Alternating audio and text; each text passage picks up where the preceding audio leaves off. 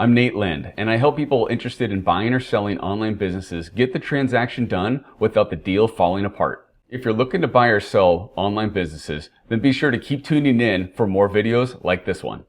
Be sure to subscribe and hit the bell for notifications about new videos and interviews. And introduce yourself in the comments. Are you a buyer or a seller? Enjoy the interview. Next, I want to kind of run into talking a little bit about cash flow. It's still clean, and why is it important? And basically, buyers are going to pay more. The better your cash flow, the stronger your cash flow is, right? It's way easier to find a buyer for a business that has strong cash flow than one that seasonally cash flowing. Has to carry some debt from time to time, or you're dipping in, fluctuating month to month. If it's regular cash flow, man, so much easier. And I mean, that's what you want too as a buyer, right? You want to make sure you don't want to have something that you have to set aside a big chunk of cash or change to float every few months, or seasonal business necessarily. It's okay sometimes if you're looking for that, but having consistent cash flows is critical. Plus, that redundancy is de-risking the deal on the buyer's side too. You're not reliant. It's because with Stripe or PayPal, you're one shipping delay away from having all your money held. Yeah. Well, boy, that's a great point too, because a lot of people plan for the best, right? Everything running peak performance, perfection. And so if you haven't built in any type of redundancy or additional systems into your process, you hit a bump, and that's the difference sometimes between going out of business and learning how to be stable and to be able to handle some of those blows that hit you from time to time, because it's going to hit. Something's going to hit every business. It always does. So the better you've structured yourself to handle those types of issues, the more stable you're going to be. Like a pandemic shutting down China for a couple of weeks at early part of the year. Yeah, who knew? So I figured it would be smart to kind of run through how processors evaluate cash flow. And there's a few different things that they're looking at, but I wanted to break it down to be fairly simple for our viewers today. And basically, they're going to look at what your revenue, your sales are, right? But then they're going to, what are the things that are directly, immediately impacting cash flow before anything else happens in your business, right? So refunds and chargebacks, they're going to take those out. So if you're processing 100 grand in sales, you got 9 grand in refunds, you got 1,000 in chargebacks. Basically, 10% of every dollar is going right back out before you even have any of your operating costs, right? You got your payment processing fees, 3%. You got cost of goods, you got media, you got all these other expenses. So the higher that number is, the more concern that they may have. And actually, this is something to evaluate as you're evaluating businesses as well. What's the cash flow requirement? If they stopped taking new sales today, what's going to be coming out month 2, month 3, down the road? What's the commitment? Because that's what some of the payment processors are looking at when they're evaluating risk on a business. You got 20% refunds, 25% refunds, right? Okay, plus chargebacks. Like, they can add up pretty quick. And again, if you stop taking sales today, how much cash you need to carry to float that business. And that's one of the things that payment processors will do when they're evaluating, what's the risk of this deal. And then, what other types of things are they evaluating risk on? We'll get into this a little bit more when some businesses are seasonal. Some businesses have certain trends that are scaling in a direction. And so the thing that I love about looking at payment processing is you can really begin to tell a lot about how a business is really performing, not just by looking at the financials, but this is a much, in my opinion, this is a great way to see how healthy a business really is what's happening on the payment processing. You can tell a lot about their business, how healthy it is, how stable it is. If there's problems, if there's some trend happening that maybe hidden the financials, they look good, but you got chargebacks of 3%. Is that going to be real easy to get new processing on? Not really. So we'll run through that. And then, what is operational expenses and where do you focus on? So this is kind of, I'm not going to spend a lot of time here, but typically you see media costs driving the vast majority of operational expenses, right? In any type of online business. Fulfillment usually tends to be the next biggest chunk, usually around 20, 25-ish%. Cost of goods sold, right? So there's some fairly standard metrics. Customer service, it's interesting because customer service is an expense, but if you set it up and structure it properly, it can be neutral, or it can even be generating revenue for you, where you're asking for sales, receiving sales. And so This is one of the things, and I have a partner that we do consulting for businesses on the operation side. We spend a lot of time on customer service because it has a tremendous impact on revenue from sales customers, who call in to ask for a refund, but they still had a need. They bought your product. They're looking for something. And so you take advantage of an opportunity to help them find a need and maybe redirect them to another product or service you have. And then payment processing fees, right? And so you kind of look across these things, where do you focus, right? Where do you spend the most time and energy? And common sense would kind of say, well, look, here's the biggest expense, media. Let me focus, where I can move the needle best there. And generally I would agree. The downside is if you spend all of your time focusing on really, really big solutions, there may be really simple ones that are standing right in front of you. And so I'm a big fan of figuring out what's the lowest barrier to entry to move the needle fastest, right? We've been in business, Nate, long enough where you look at what's going on, and you can see that sometimes there's really big things that are happening, and sometimes there's really small things, but these incremental increases over time is what gets you there. Everybody wants a silver bullet. There's no silver bullets, right? But if you're consistent, if you take a little step, all those things begin to compound. 1% improvement over time. I mean, that's a tremendous difference. And so I love looking at the incremental steps that can be done really quickly and easily. And so even though media making a big change there can improve the profitability in a really dramatic way, fulfillment, we helped a client transition to a solution that dropped their expenses just on the fulfillment, 20%. So it's like 5% over their entire profitability right there. I mean, it's huge. It takes a little bit of time. It's not necessarily the easiest thing to transition fulfillment centers, but big improvement, huge part of their budget, but it takes a little bit of time. Payment processing takes a little bit of time, and it's not a giant impact, but again, it's one of these things where it can be incremental, and you add all those things together, and it's a game changer when it comes to cash flow for your business over time. Absolutely agree. So the next thing I kind of wanted to run through is what I call smooth sailing. Haha. Okay.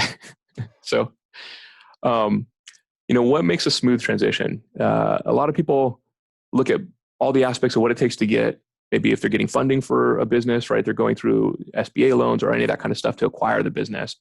And I'm guessing a lot of people don't really spend much time thinking about, well, can I get merchant processing, or do I need to even think about merchant processing? And so I'm going to give you guys a little bit of time to kind of run through some of the things that I would suggest taking a look into when it comes to, what to look at from the payments perspective, how that can give you insight into how healthy of a business you're buying, or where there's opportunities in a business that you're buying. Because think about it, if you buy a business that can't take sales, what did you really buy? Not a cash flowing one. Yeah, because they may have processing and be okay, but then trying to get new processing for it, if it's not healthy, you just may not be able to do it. So what should you be looking at? So that's what I wanted to run through, is kind of some of the due diligence. I think based on the size of the deal, there's different types of due diligence that I would look at, and I'll share with you guys some of the things to look at to really help evaluate what's good and what's not.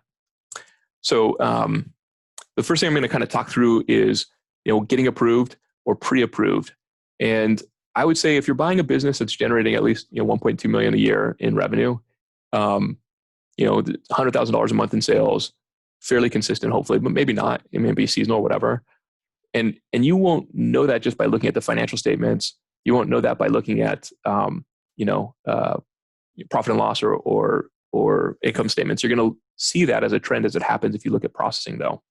And so I'm a big fan of kind of looking at, not 3 months, but if you can look at 6 months or even a whole year of processing, you can see what the trend looks like, how sales are generating, if there's seasonality to it, if there's spikes and lulls. I have a client that I'm working with that has a digital fitness product. I mean, they went from pretty good, back in January and right in the fitness time, and then COVID hits. All the gyms are closed. Everybody's trying to figure out how to work out at home, and this business just, almost overnight tripled in size. I mean, significant boost. And they're still at a strong run rate even now. So, what's happening? What's the flow of the business? Looking at the processing history over several months gives you a real insight into the trends of what's happening with the business. Is it, did they have some crazy sales? Are they stable? Are they leveling off? Are they declining? Again, those types of things are going to be hidden if you're just looking just at the financial statements. And you can compare that run rate, so the gross sales, the refunds and chargebacks, to the financials, and double check the accuracy there as well, which Yep. is an important part of due diligence. Right. So I'm a big fan at looking at that. And so you may just look at sales, but I think it's also important to look at other aspects of it, including refunds, returns, and chargebacks. And so those are things that I'm suggest that you'd look at. And, if it's a smaller business, honestly, getting approved going on Stripe or an aggregator, PayPal or Stripe, super simple. You're probably not going to have much of an issue because you can get up and running. But what a lot of people don't realize is when you have a larger volume business where they're generating more than 1.2 a year, those things need to look a little bit more closely at financials, because actually aggregators need to do real underwriting at those type of levels. So they are going to be looking at processing history. They are going to look at financials of the company. So you're going to need to actually have that package. And I would even suggest, if you're looking at getting your own merchant account, to actually go through that underwriting process before you make the purchase. Because what a lot of people don't realize is it's not always as simple as just turning it on. So you buy a business, you turn it on, there's a transition. When do you cut over? When's the close date? How do you remove, future refunds and chargebacks and that kind of stuff from the old owner? And how do you assume them onto yourself when you bought a business? And so what most processors do in their contracts, and a lot of people don't know, is in their contracts, you have to, if the ownership changes, they ask you to submit a new contract, a new application, establish your own processing, because they have no way to distinguish. Well, there's several things. They have to know who they're doing business with. There's some know your customer compliance requirements that they have to go through. So they want to know percentage of ownership, who owns it. They want to know, is somebody been on match? Do they have excessive chargebacks? Do they have good business? Do they have high refunds? What's the risk that they're looking at? And everything they're doing is evaluating what's the risk. Because ultimately, the acquirer or the processor of the location holds the risk of all the merchants in their portfolio. So if fines happen, if a company closes, if refunds are getting processed, or a company goes out of business, what's the liability that they're taking? Another thing to look at, I would say, is even like the marketing tactics. People have, for example, they'll have long refund policies, and you all know, like, the longer you offer somebody a refund, actually the lower your refund rates are, right? Because consumers will take that product. They're like, I've got 10 days to refund it. Man, that's sitting right on my counter. So when I walk home, I see it and I call to get the refund. I don't forget about it. And they've got 60 days, 90 days, a year, right? They're like, I'll get to that when I do. Whatever, I've got all this time, put it on their counter, forget about it. It's in their way. They move it to a closet, forget about it. 2 years later, they see it and like, I should have refunded that, but that was my fault. I got lazy, So, it sounds silly, but from a bank's perspective or a processor's perspective, when you offer a very long refund policy, they see it as liability, because in essence, it's a term of service. And the way chargebacks actually work is you can file a chargeback for up to 6 months beyond the term of service. So if I bought a annual subscription and I paid for it all up front, and I got 11 months of the service, and then that went out of business, I didn't get what I paid for. And they didn't make whole on it. So I have a legitimate dispute that I could process and get a refund for, at least a partial refund. And so banks get really nervous when you talk about really long refund terms or really long refund policies. So I have a few different strategies to help clients navigate through that I've worked with, and happy to share that with anybody. If they're interested, you can reach out to me after this. You can connect them to me if you want. But I would recommend strongly putting together the package, getting your processing, looking at that, looking at the financials, putting together even a resume, and making sure you can get the processing that you need for the account before even completing the deal. Because if you have that pre-approved, there's no question about it. Otherwise, you kind of get everything, you make the transaction happen. And if you run into a problem, you may not know about it until it's too late. And so it's just not a great situation to be in. So what do you look for? I would again say good versus bad processing. I'd look at what's the trend of the business. I'd look at chargebacks and seasonality. And it just give you those are the basic things. some people don't necessarily know what good ratios are, good chargeback issues, bad chargeback trends. And effectively, the rules kind of change a little bit over time every year. The processors update them. But basically, if they're consistently under 1% chargebacks, you're probably pretty good. I would say 0.5% or less chargebacks, the business is running pretty well. If they're less than 0.5%, they're probably being over generous on the refunds and how they're servicing their clients. Not always, but generally, I would say 0.5% is probably a good target to shoot for. If they're over that, you might start to get a little bit of challenges when it comes to setting up payment processing. So those are kind of some of the insider secrets and tips and things that will help smooth out that sale, I hope. Thanks for watching. If you liked this video, be sure to subscribe and tell me what you thought about it in the comments. Your comments encourage me to continue posting videos, and they give me ideas about what to post next. I read and reply to every single one. Also, if you own an online business and you're curious of how much it's worth, click the link below to get a free business valuation with a member of our team. Who knows? It may even be me you're talking to.